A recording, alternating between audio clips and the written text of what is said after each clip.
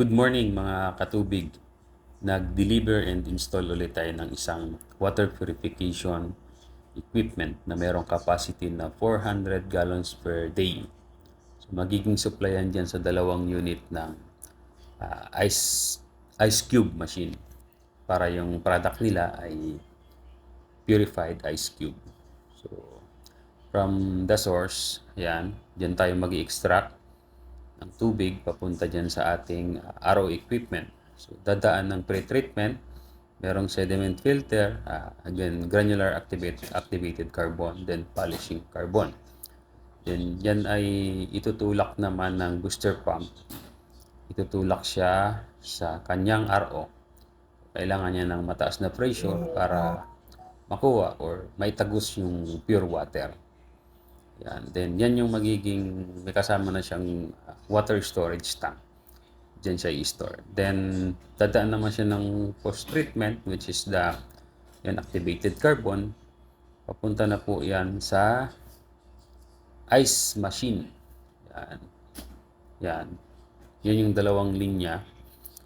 Yan. Ito naman yung isa, papunta doon sa may lababo. Naglagay din tayo ng kuhaan din ng tubig para safe ang inumin.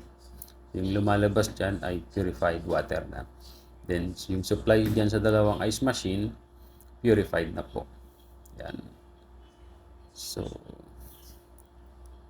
ayun po yung yung linya ng isang ice cube machine para doon.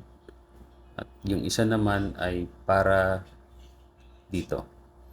So, check natin. So, yan yung kanyang napoproduce na cube ice. So, nakikita nyo, very clear talaga yan kasi purified yung kanyang source. Ang kagandahan, pagka purified yung supply mo, dyan sa ice machine, ay safe siya sa mga scaling. Tumatagal yung lifespan ng purified ice maker machine mo. So, yan. So, yung bladder tank na yun, kaya meron yan, yung water storage tank, para dyan muna yung production ng RO, doon papunta. Meron siyang stock ng tubig